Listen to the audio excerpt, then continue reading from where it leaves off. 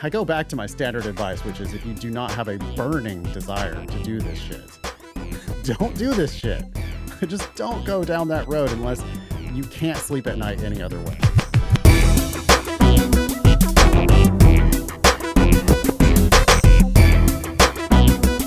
Hello and welcome to episode 496 of the Thinking LSAT podcast. I'm Nathan Fox. With me is Ben Olson. We're the co-founders of LSATdemon.com and the LSAT Demon Daily podcast. Ben, we have a free class coming up on March 9th, 7 p.m. Eastern. That's going to be a Demon Foundations class. It's going to be foundations of the LSAT, foundations of how to use LSAT Demon. It's a free class with Brandon. You just go to lsatdemon.com/free if you want to sign up for that free class. Top of the agenda, Ben, is someone who used a pseudonym. We're going to call him GPA Gary. Subject is, have I or am I wasting my time as an older, non-traditional applicant? Some background information. This is a student who's practice testing currently between 168 and 170 on the LSAT. They plan to take the test in April. And I don't think this is a typo. I think that Gary called us Bathan. All right. Hey, Bathan. I was browsing different best practice resources for my August 2026 admissions application, and now I'm second guessing myself. I graduated from LSU in 2014, and all of a sudden I turned 35 with a very successful career, but in an industry I've become disenchanted with since COVID shook it up, and I am ready for a change while there's still gas left in the tank. Well, there's a lot of gas left in the tank if you're 35. So you got a lot of life left. I mean, over the weekend, I just read Warren Buffett's letter to Berkshire Hathaway shareholders. He's 96, 94, something like that. Yeah. He's really old, and he is still a very active, very wise business dude. So yeah, I think you got lots of time to work. I mean, you're not doing physical labor, I don't think. So yeah. I think you've got decades, potentially 6 decades left. Yeah, and every year they're coming out with new and better ways to try to extend your life. So, yep. Okay. Anyways, GPA Gary continues. The only problem is I'm looking at a 2.4 GPA, which was middle of the road for my degree program 10 years ago, but nowhere near the current admission medians I'm seeing online. Will my references and career accomplishments be overshadowed by my college self? I would love to know your thoughts on what to do or if my situation is untenable. So a few things. First is, you're going to have a high LSAT to balance out the low GPA. So you're going to be a splitter. Law schools admit splitters all the time and give scholarships even to splitters. Go to lsatdemon.com/scholarships and put in 170 or 175 or whatever you think you're going to end up with in April and your 2.4 undergraduate GPA. And you should see a whole range of offers from schools across the country. We have no idea where Gary is. My biggest concern, though, is that Gary hasn't given us one shred of an idea why law school. Yeah, good point. It's like, what? Because, and this is really common, right? I've become disenchanted with what I'm doing. Therefore, law school. Yeah. It's almost like a logical reasoning question.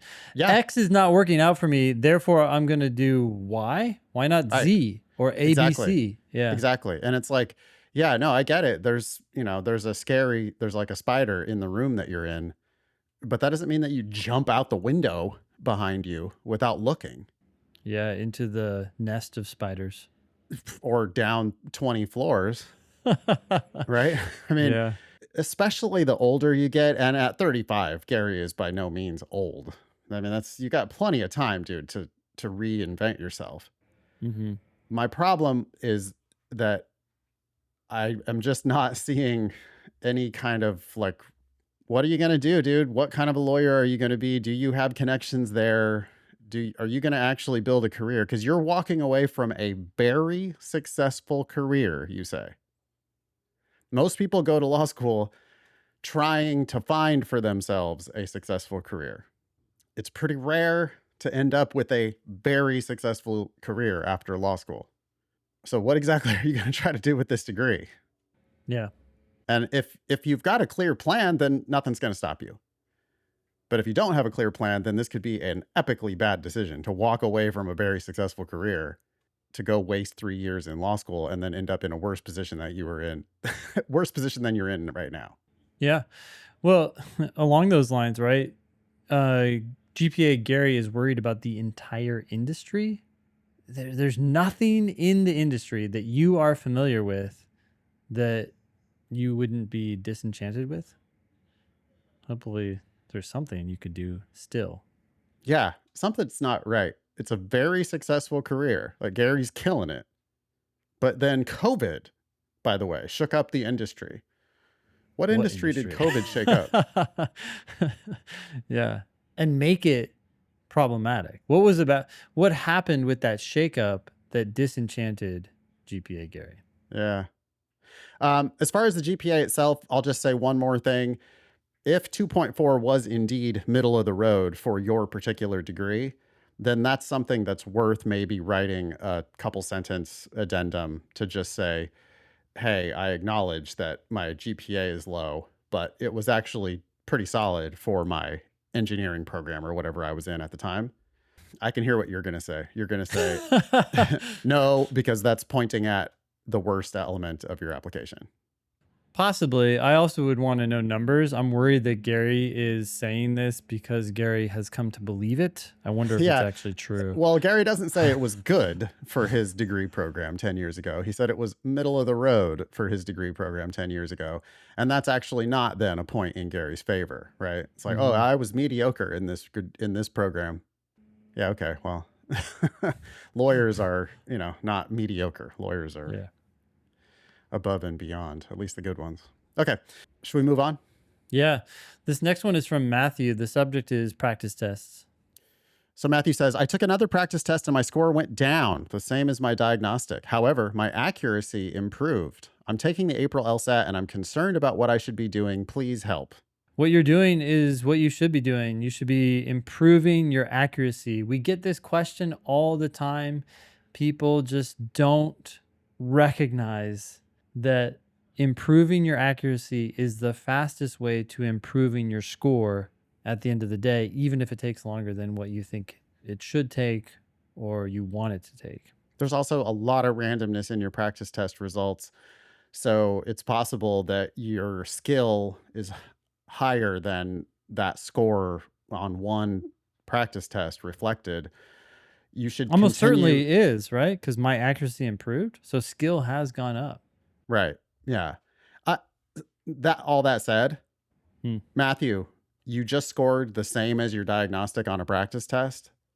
That means you probably shouldn't be taking the April LSAT. What are you doing? You don't need to rush into the April LSAT.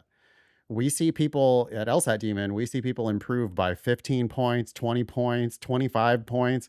It doesn't sound like you have improved by anywhere near the kinds of numbers that we routinely see people do. And so I am pretty solidly sure that you're jumping the gun here. I mean, I don't think, I don't see how that makes sense. I think you're rushing into it. I think you did what so many students do, which is decide in advance when you're taking the test, then prep toward that test, which is just a terrible strategy. Instead, you should prep until you're happy with your practice test scores. Then you should sign up for an official test. So I think you got it backward, Matthew. And, before the deadline for April LSAT, although you're probably not going to hear this before that deadline, but if you do, push it forward, and don't force yourself to take a test that it seems like you're not ready to take. Next one's from Nico. Nico's asking about letters of recommendation. Hello, I recently have started to get the ball rolling with my letters of recommendation. One of my references asked me to compose a couple of paragraphs, and I was wondering how I should go about doing this and what I should make sure to say. Ask ChatGPT, upload your resume, upload your transcripts to ChatGPT, and say, hey, what are the best elements of this application? Or specifically, if I'm asking this person who was my boss at this job, what kinds of things should I have them write for a high school or for a law school letter of recommendation? 100%. And the funny thing about ChatGPT is it's going to give you more than you want. And so you will now be cutting, not trying to search for what to say. Nico continues, I was in his accounting class as a student, which then led me to getting a research assistant position with him involved with crypto and accounting. Just wanted to give you some context of what this letter could involve. Yeah, include all that with ChatGPT. It will tell you what to highlight. You could even ask it to ask you questions. What do you want to know for this letter? It will then ask you questions. You then answer those questions, and then it will put together some paragraphs. By the way, when we say ChatGPT, I think we just mean any doesn't LLM. matter. You could Gemini. use Gemini or Claude or Grok or whatever. I mean, I don't really care what you're using, but for this type of application specifically, where all you're doing is just like avoiding that blank page, just kind of getting started, it does incredible, just mind-blowing work. I tell this story all the time. I'm not sure if I've talked about it on the podcast, but I was working with my niece on her undergraduate applications. She's a high school senior. So this was months ago, and the models have gotten better and better fast in the past few months. But I was working with her.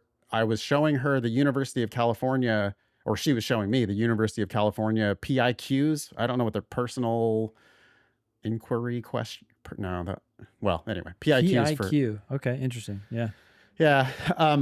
And it was like unbelievable how good of a job it did in just idea generation. And I literally uploaded, like, I think I photographed her transcript and copy pasted the PIQs. Get me some ideas. Which of the questions you have to answer? I think like 5 out of 10 of the questions. Yeah. Which of these questions do you think would be best for this student to answer, and how should they be answered? And it just immediately spits out so many ideas. And you don't have to keep them. Some of them sucked. Yeah. But some of them were like, yeah, totally. You nailed it. Like you caught something on her transcript that I might not have caught, or that she might not have thought twice about. And you related it directly to one of these questions that they're asking you. And it's just like, and by the way, if you don't like that answer, you say, give me 10 more ideas for that question. And it spit out 10 more. Yeah. I would go so far as to say that right now, I think the best use of these models, as far as I am aware, is just for generating ideas. That's all I got to say for Nico. Cool. Wait, can I say one more thing? Yeah. Crypto. It's just kind of freighted, right? I would be careful what I said about crypto. Yeah, I'm sure there's a respectable, very intellectually challenging aspect to that industry, but there's a lot of fraud and crazy shenanigans going on. Unbelievable shenanigans and scams going on in crypto. Yeah. And so I would just be really, really careful, like how you talk about it. And fuck yeah. Yeah. I mean, I'm a relatively like with it 49-year-old. Like I kind of stay on top of technological things, and I have some idea what's going on in the world. There's a lot of people though that might read that, they see crypto and they're out. Just I'm out. And so especially if you're super enthusiastic about crypto, just be careful, because you're gonna rub some people the wrong way with that kind of talk. Next one. Yeah, the next one's from Angela. The subject is score increase addendum. Hi, Ben and Nathan. Hope you're doing well! ! This fall, I took the LSAT twice without really studying or knowing anything about the test. I scored a 163 and a 164. Pretty damn good, huh? Yeah. Shortly after those tests, I discovered the Demon and your podcasts. I committed myself to studying and followed your advice to only take the test when I was ready. Fast forward to now, and I scored a 177 on my latest test. I was wondering if you recommend that I write an addendum explaining this score jump. Ben's shaking his head. I was watching a TikTok, says Angela, from the dean at Michigan, who criticized an applicant for not writing one explaining their 6-point increase. And we have a source here, which I think we can probably link to in the show notes if people want to check it out. The quote is, "With that kind of change, I would like to see a little more of an explanation." So that's coming from Dean Z, apparently, at Yep. Michigan. Okay. Angela says, I'm not sure how great it would reflect on me to admit I was unprepared and took the LSAT twice without really studying. You don't need to say that. Any thoughts on this? Thank you both for your help. You're providing insights into questions that a lot of us don't even know we should ask. Best, Angela. Angela, thankfully, this question has been asked and answered many times, and the answer is pretty straightforward. This one doesn't require a lot of nuance. Some schools require you to report a score change or a score jump. Apparently, Michigan, maybe they don't require it, but they want it. That's fine. You can give them this explanation. I knew I could do better. So I took it again. We can say it in sync because it's the same thing every time. Yeah. Yeah. I mean, there's so much bad advice out there about LSAT prep. I am reminded of the pre-law advisor at at KU, who also works at the law school at KU. Yeah.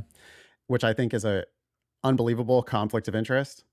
And I remember her in a pre-law advising meeting talking to undergrads saying, oh yeah, most people don't improve their LSAT. Oh yeah, most people don't improve from a 160. Most people don't score higher than 160. And for somebody like Angela, if she got that bad advice, she could have just settled for her 163 or 164. But that's bullshit. I mean, it's just a lie that people are saying to try to get people to apply right now, or to try to get them to settle for a bad law school like KU. And instead, Angela realizes, oh, I mean, because I knew it. Like when she said I didn't really study, I didn't really know anything about the test, and I got a 163 and a 164. That's like guaranteed. That's like a slam dunk. You're gonna score in the 170s if you prep for the test. Yeah, slam dunk. Mm-hmm. Right?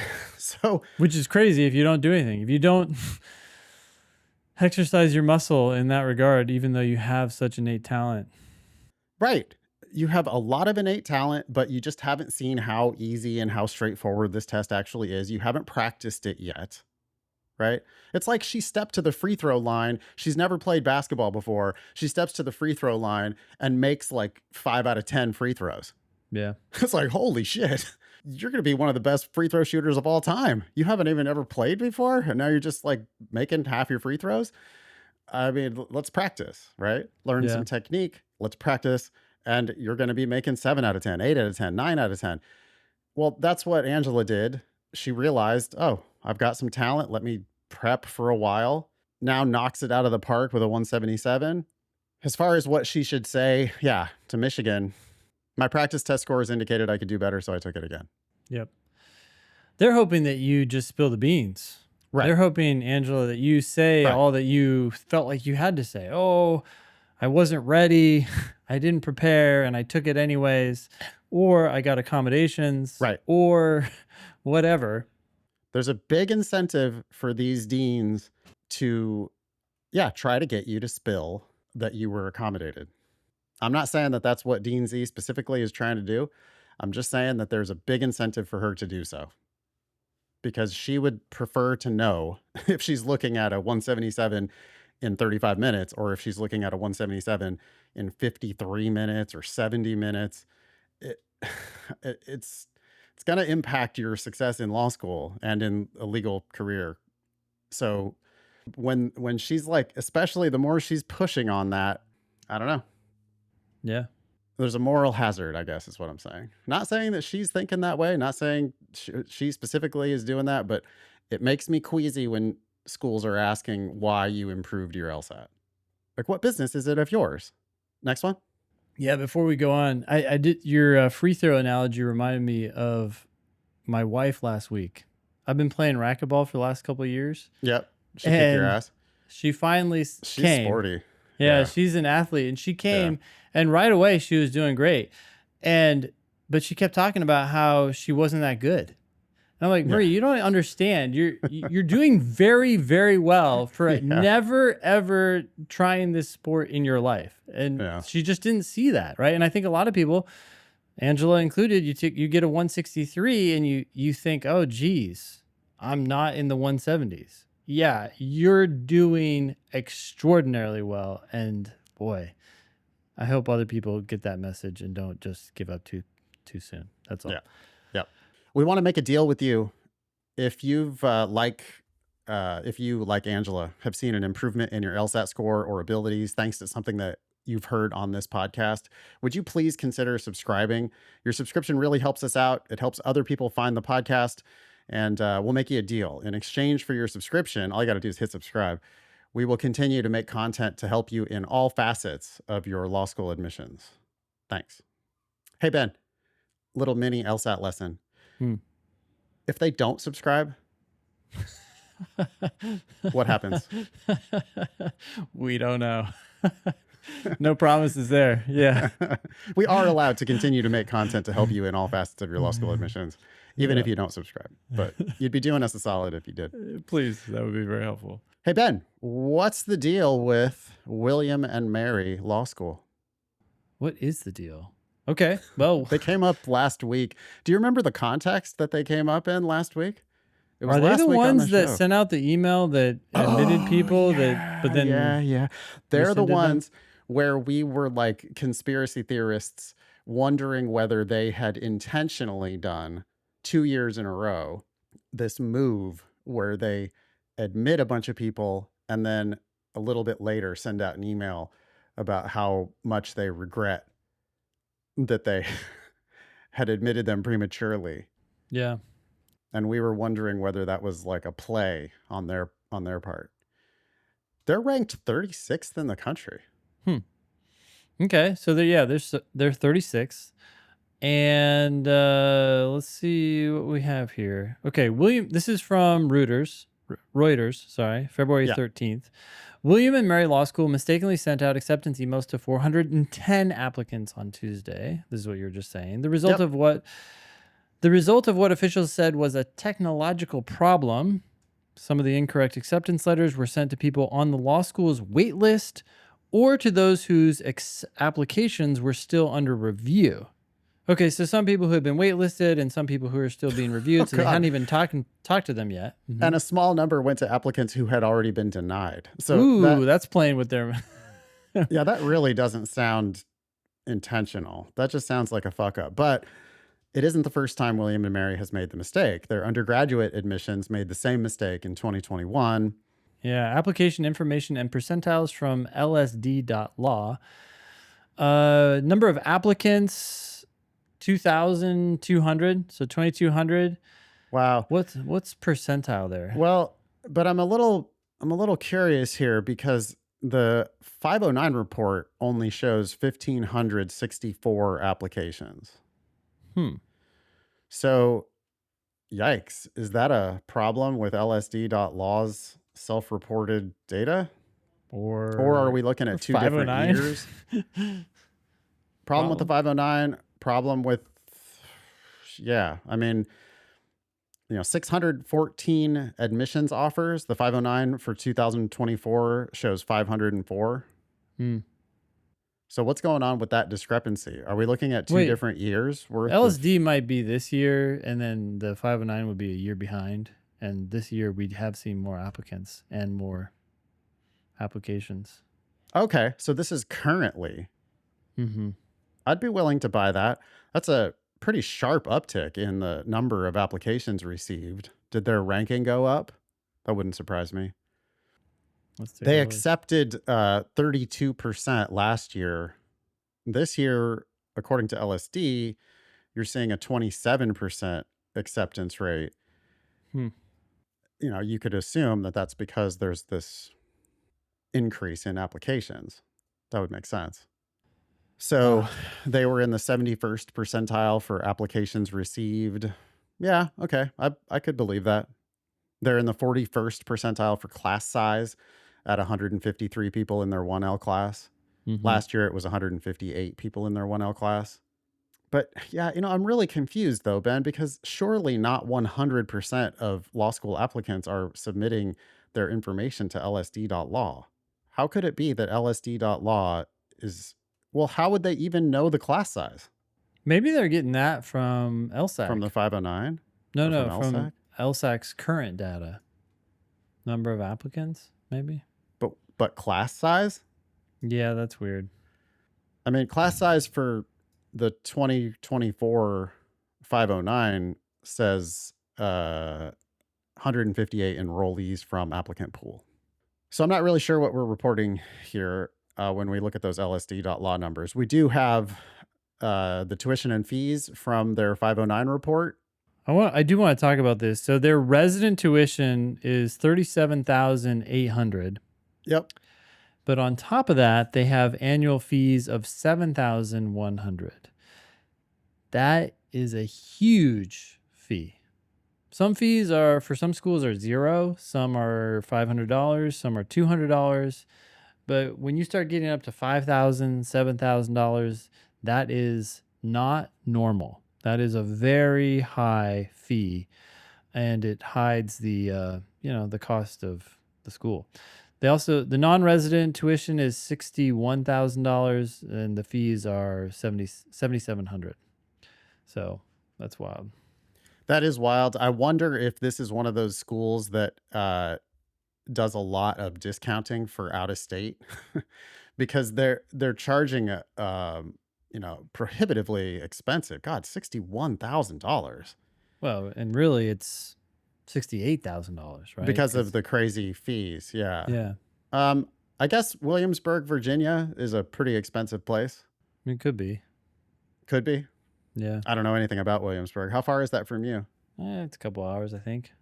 They're charging, it's wild because they're charging Harvard prices, or they're charging like UVA or Georgetown prices Mm-hmm. for a school that's middling, right? I mean, 38th in the US News rankings, 36. Yeah. 36 in US News. That's about what Hastings was when I started at Hastings. And Mhm. now Hastings is like 80 something in the US News rankings. So Yeah. you just know it's not like a super fantastic law school. Yeah. Solid 50th percentile LSAT 164, 50th percentile GPA 3.75. I mean, those are people who are going to, by and large, be able to credibly practice law if they want to. It's not a total bottom feeder of a school. They do not do conditional scholarships, but they do scholarships. And that's what we should really be looking at here, right? Yeah. So the nominal tuition and fees is one thing, but 94% of the school in 2023, 2024 received some kind of a grant. 42% of those, though, were less than half tuition grants. So, not more than a 50% discount for law school for 42% Still, of those grants. when you're talking about $68,000, right? Half. Yeah. Yeah. Their median grant amount is $27,000. Yeah. They did give 48% of the class something more than a 50% grant. So that's half the class getting more than half tuition, because 1% full tuition, 2% more than full tuition. And by the way, in order for a scholarship to show up on this report as a full tuition scholarship, it has to cover tuition and mandatory fees. So this is a school that if they wanted to, Ben, you pointed out the $7,000 in fees. This is a school that if they wanted to, could kind of have it both ways, according to the American Bar Association reporting requirements, because they could be telling any student who got their tuition covered in full, that could be a $37,000 grant. And by the way, their 75th percentile grant is $37,000, which would cover their tuition for in-state. Yeah. So I'm not sure whether they're giving those grants to out-of-state kids to try to put them on par with the in-state kids, or if they're giving the grants to in-state kids. And because if they are, they could be saying on their letter of admission, it could just be like, congratulations, we're giving you a full tuition scholarship. Yeah. And as long as it doesn't cover every dollar of the mandatory fees, then they're going to be reported on this report under the half to full bucket. Yeah. And I don't know, with these numbers, Ben, 48% half to full, but then only 3% full tuition or more than full tuition. Does that really square with a 75th percentile grant amount of $37,000? I mean, it seems like that's what like maybe they're trying to play that game, right? Get right up to the edge. Yeah. Can we see how many students are out of state? Is that on the 509? That would be very interesting. I don't know that we have that. I'm not sure if it's on LSD. It would be nice to know where the students are coming from. We can definitely figure out where they end up, though.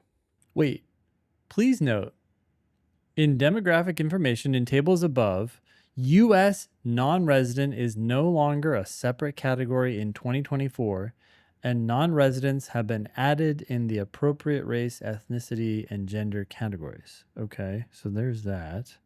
Wow. So that information is no longer available. Hmm. Maybe that was part of the deal. What do you mean? I mean, it's weird that we're moving in a direction of hiding rather than exposing Yeah. information. Yeah. A school like this would benefit from something like that because they wouldn't have to indicate how many are non-resident. I don't know if that helps, but Yeah. I'm looking at the employment summary for 2023 graduates. 2 of them full-time long-term, 2 of them full-time short-term. 190 total people in a bar passage required job out of 217. That's a pretty good ratio, I would say, wouldn't you? 190 out of 217. mm-hmm. I mean, it is still 27 people out of 217. So more than 10% of the class that's going to graduate and not end up in a a bar passage required kind of a job. There's another 8 people who are listed under JD Advantage, whatever that means. Then there's 4 people who are listed as a professional position. 1 is listed other position. 3 of them are enrolled in graduate studies. 1 of them is employed, but their start date was pushed out. 9 of them are unemployed and seeking, and 1 of them employment status unknown. So that's 217 total graduates. Seems like the kind of place where people do go and end up practicing law. Going a little bit deeper into the report under employment type, I'm seeing a total of 57 people who are working in a firm of 251 or more lawyers, Mm-hmm. which that's the big law contingent. Plus another 16 who are in federal clerkships. Yeah. So you're looking at 57, 67, 73 out of 203, about 35% big law or federal clerkship placement. So those are the types of people who are going to go to William and Mary and then make big salaries right away. Yeah.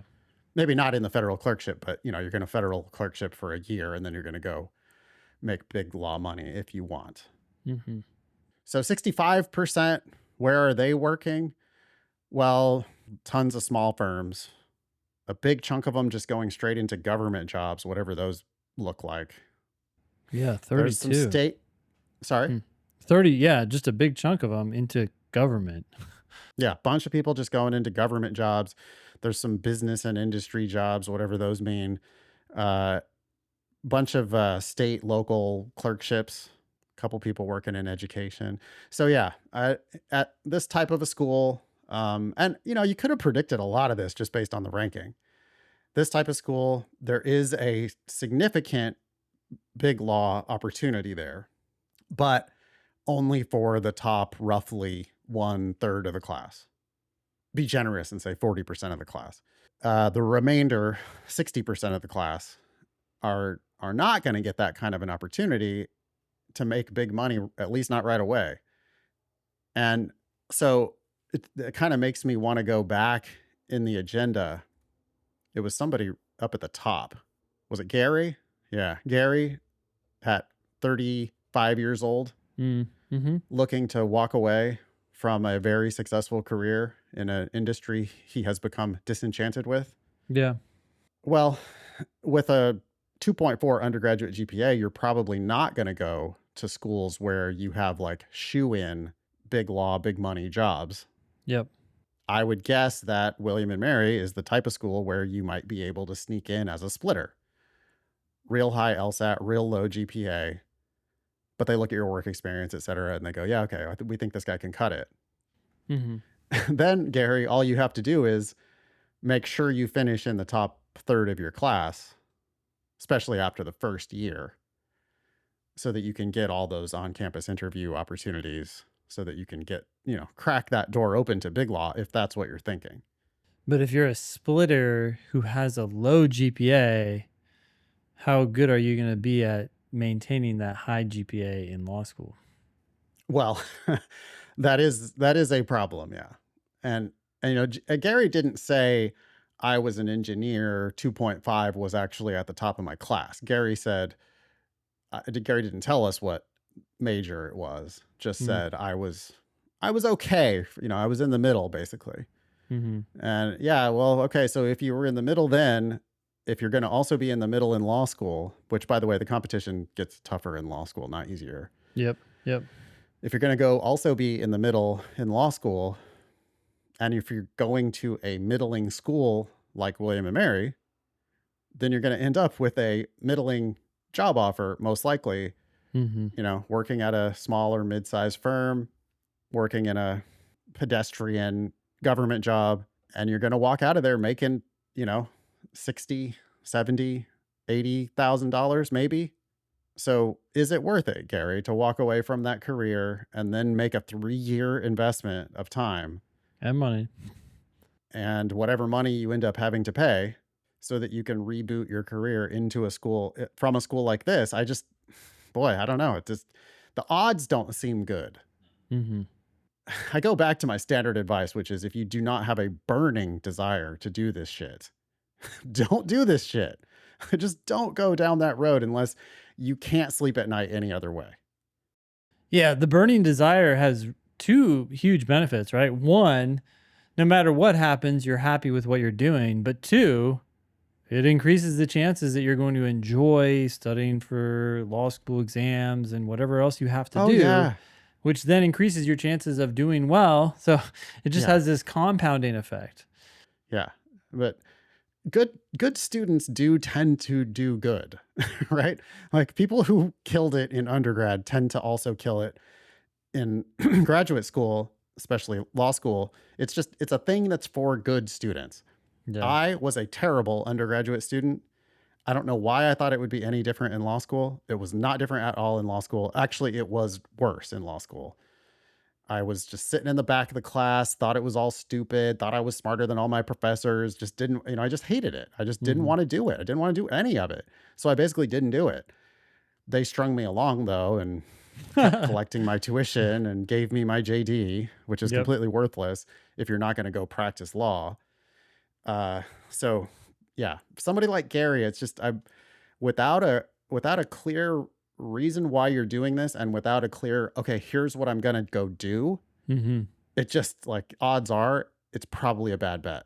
Because think about this. This is mid 30s law school out of 200 law schools. This one is mid 30s in the country. It's on the upper end. Yeah. It's on the upper.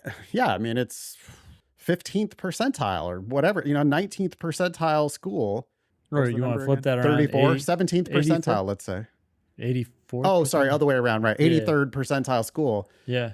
So this is like one of the better law schools when you compare all other ABA accredited law schools. And I'm not even talking about state bar accredited schools. So just looking at the ABA schools, it feels like, oh, wow. We're in the top 50. We're solidly in the top 50. We're in the top 40.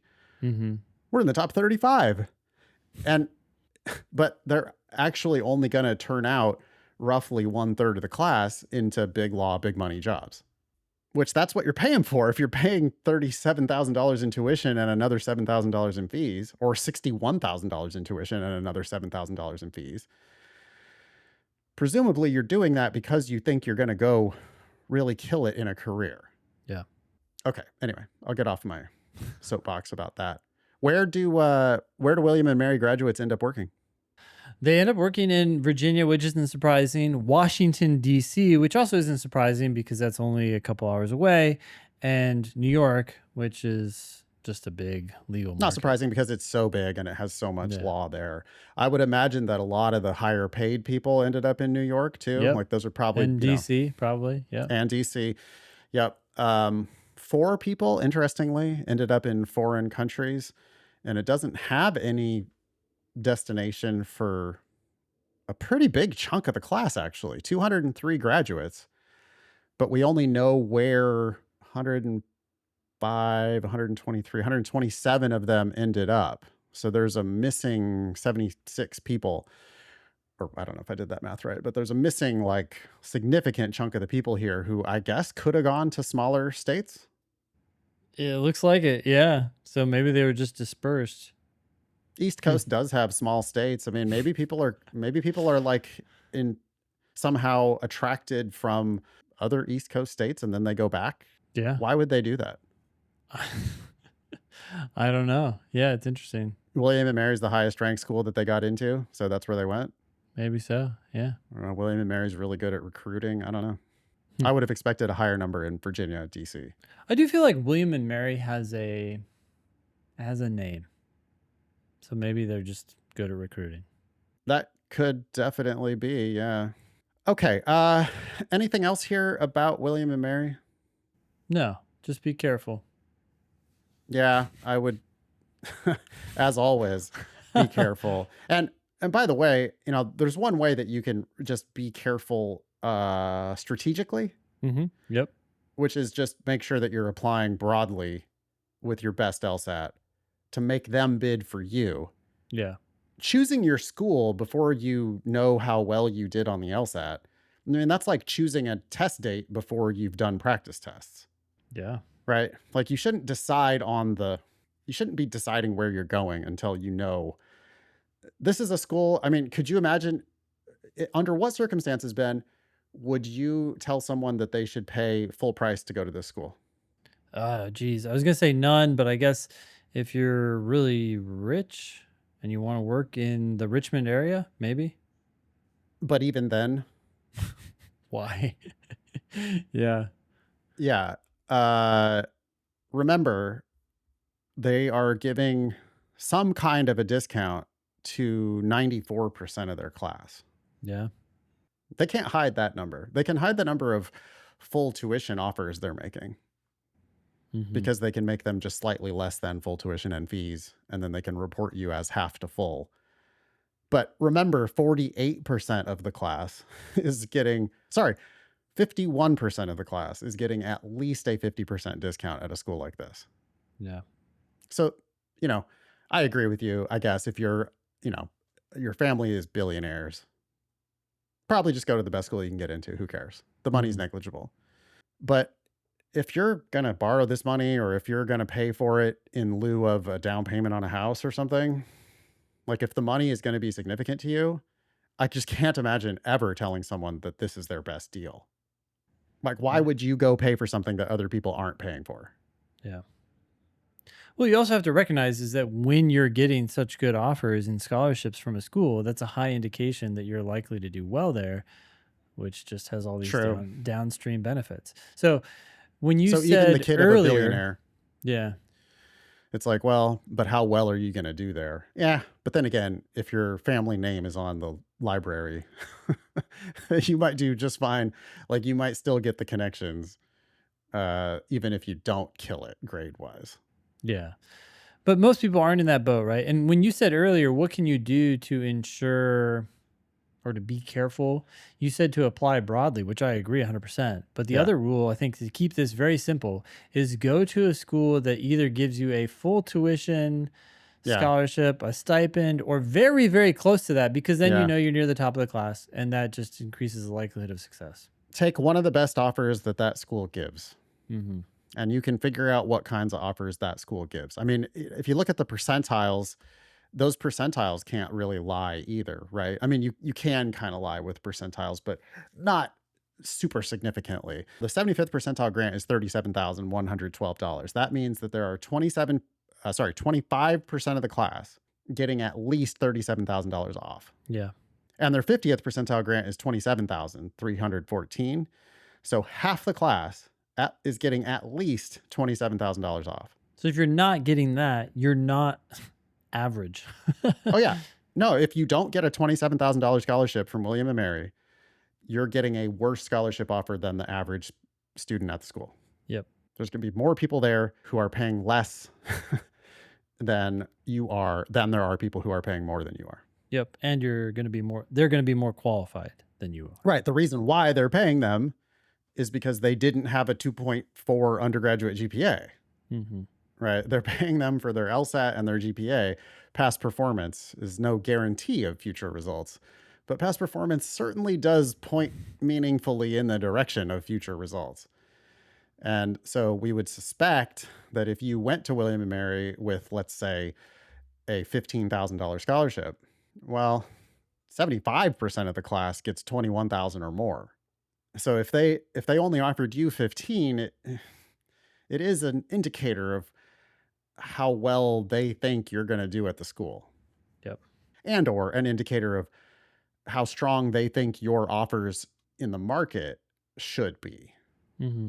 Because they're bidding, right, to get you to come to their school. They're bidding with discounts, which they call scholarships, but it's really just tuition discounts. Anything more about William & Mary? Nope. Yeah. That's the deal with William & Mary. So if you out there are listening to this show and you're already a Demon Live subscriber, we want you to know that all Demon Live members now get one free 15-minute consultation with one of our excellent tutors to help you to learn how to use the Demon, develop a study schedule, and recommend, classes that you might want to focus on. Yeah, just go into the Demon, click on lessons, and you'll see one of the units says schedule 15-minute coaching. Just click on that and you can meet with a tutor this week. Yeah, it's a new benefit for Demon Live subscribers. That's been going really well so far. We hope that our Demon Live subscribers will take us up on that. We've got a terrific team, and you can get some one-on-one time with our tutors via that link. All right, word of the week. This one came from Abigail. Abigail pointed out that apparently people don't know what the word unique means. Okay. And I've noticed this in everyday life as well. Yeah. People abuse the term unique. They especially do this on their personal statements. Very even on the LSAT. unique. Okay. Yeah. So without looking up the definition, I know what unique means. Ben knows what unique means. Let's look at it in context. Okay. While some species of apes have learned elements of human communication, philosophical thought is unique to humans. So what does that mean, Ben, about philosophical thought? It means that humans are the only Right. species, or at least only species of apes, to have it. In context, we're not sure if they mean all animals or if they mean in all apes. Mm-hmm. But yeah, unique means in this context, it means only. So it just means that there aren't other apes that have philosophical thought. So, And my guess is that they probably meant the only species, full stop, that I has think you're right. philosophical thought. Yeah. Well, to make this point, right? Imagine saying only in a sentence and then trying to qualify that with very. Well, yeah. If it said here, philosophical thought is very unique to humans, you would actually be cutting against the idea that it is in fact unique, right? Because what that indicates is that you To think some unique degree. means special. Yeah. And unique, maybe special might be kind of a related word to unique. Certainly, if something is unique about you, then I suppose you could say that that's a special thing about you. But it's not the case that if you have it and one other person on the planet has it, that might still be special. But it's no longer unique. Mm-hmm. Unique means one of a kind, only you or only your class of people, right? Because I suppose it can be unique to two people. You could say that, right? Sure, you could. And they said here, unique to humans. So it's not So that's unique to all humans. Among humans, but it's unique to humans in relationship to other species. Yeah. So we're never, ever going to qualify that with the word very. It's a superlative. Is that right? I don't know. All right. Well, we're going to do a bonus word of the week on superlative. Superlative of the highest quality or degree. The highest quality or degree. So So not quite the same as only, right? Because only is just Maybe though. I don't know. I think you could. one of a kind. Yeah, but if it's the highest, then that's one. True. But highest suggests like there are other degrees of that.